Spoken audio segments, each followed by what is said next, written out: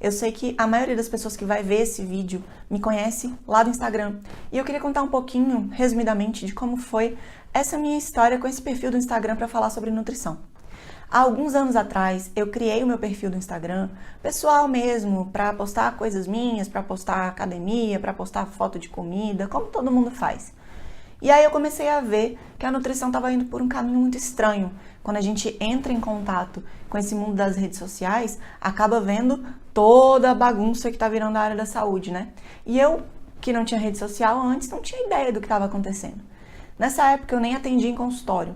E aí eu sei que comecei a postar alguns textos mais críticos e outras pessoas começaram a me seguir, marcar outras pessoas e chegamos a 140 e poucos mil seguidores dessa forma. Mas o que acontece em relação à minha visão sobre a nutrição hoje? Quando eu comecei a atender em consultório, após algum período sem exercer a nutrição, eu vi que as pessoas estavam ficando dependentes de dieta. Eu atendia qualquer tipo de público.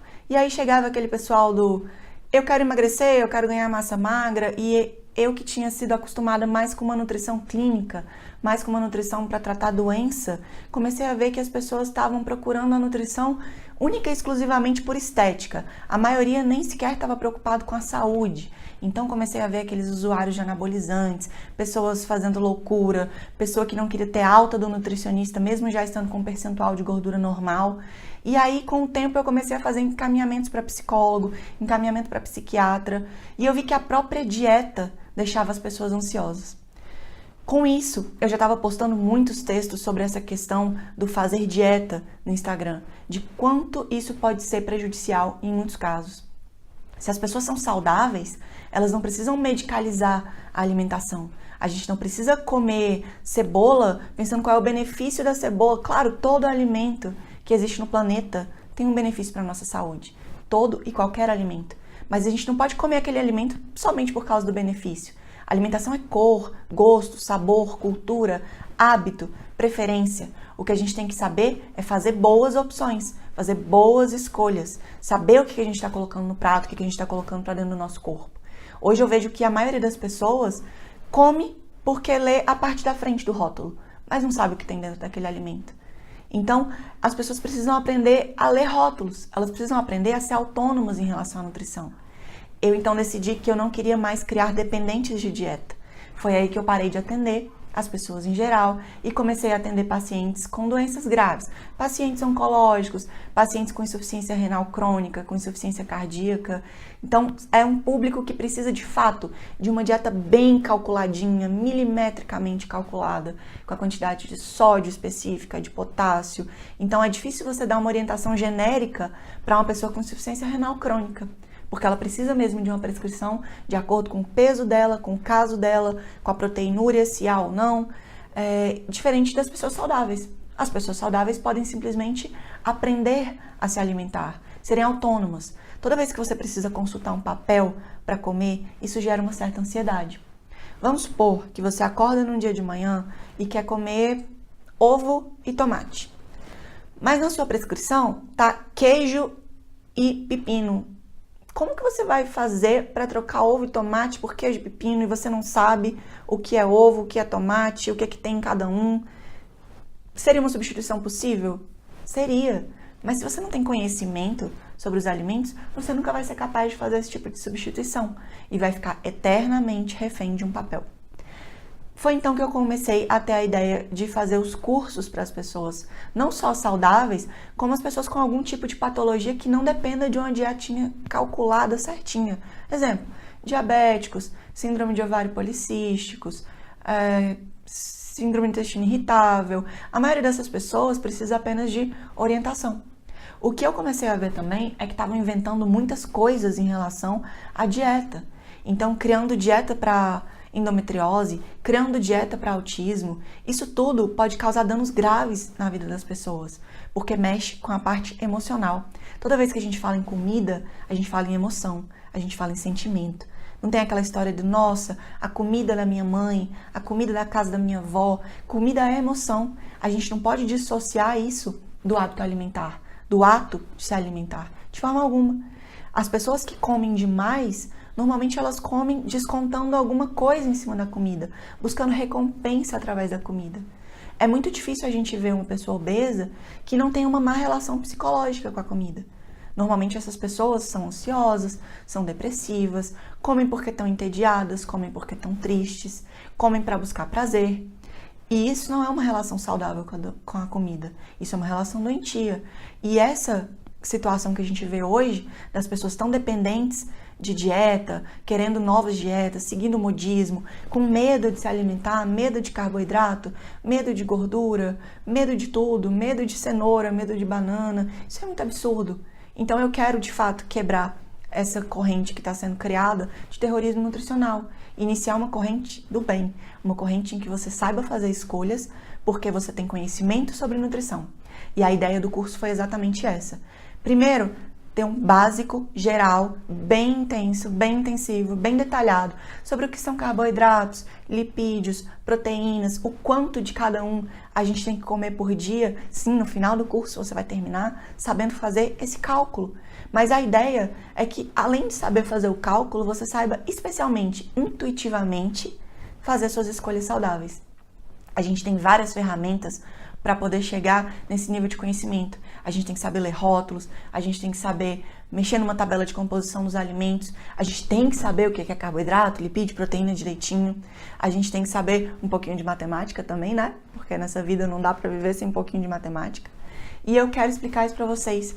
Então a intenção do curso é justamente essa, é fazer você fazer as pazes com a comida, é fazer com que você seja autônomo ou autônoma em relação à alimentação. Chega de dieta prescrita no papel, a maioria das pessoas não precisa disso.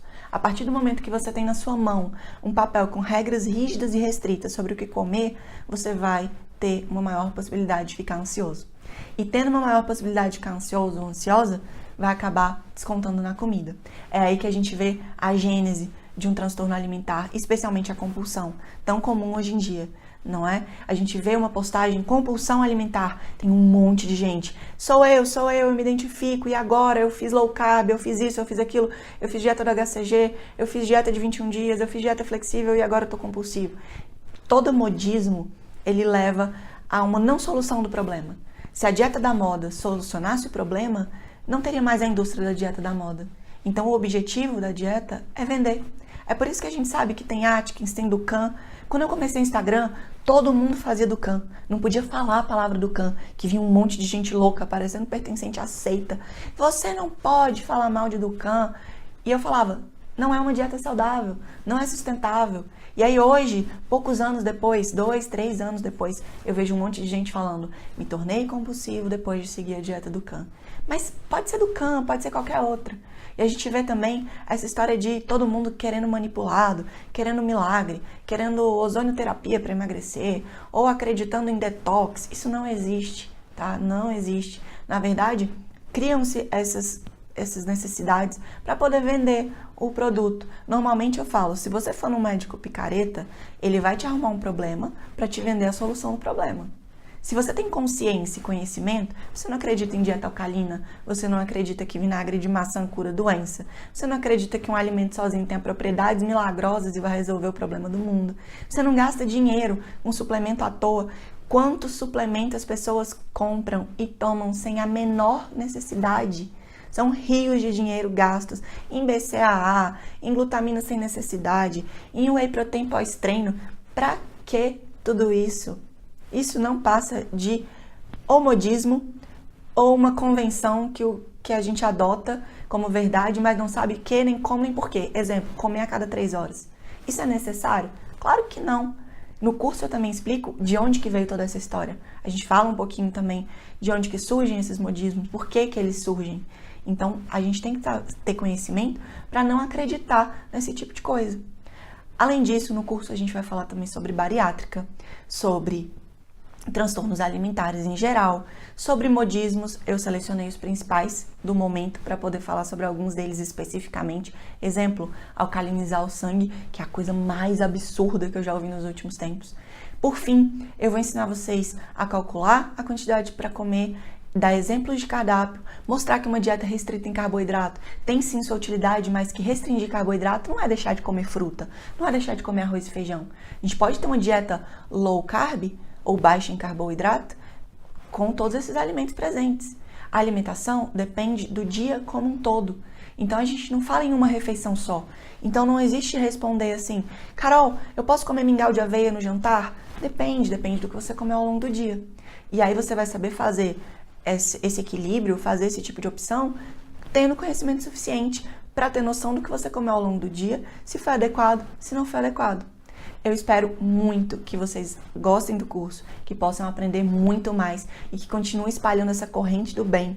Não fiquem com dúvidas. Todas as dúvidas do curso podem ser respondidas, podem ser perguntadas e podem ser postadas dentro da página da Hotmart. Eu respondo com no máximo 24 horas todas as dúvidas sobre o curso. Alimentação infantil, alimentação para gestante, alimentação para lactante, tudo isso está sendo abordado no curso. São horas e horas e horas de muito conteúdo. Além de tudo, eu postei 2 palestras. A palestra sobre glúten, leite e pediatria, que foi dada no Congresso de Pediatria, e a palestra da Sociedade Brasileira de Cardiologia sobre doenças cardiovasculares e nutrição. Além dos vídeos, além das palestras, além das aulas online, existem também materiais de apoio em PDF para vocês baixarem, inclusive o novo e-book. Eu espero muito que seja útil, que cada um de vocês mude a visão em relação à alimentação e que passe a ser uma pessoa saudável de verdade, tanto do corpo quanto da mente. Vejo vocês nas aulas. Tchau, tchau e muito obrigada!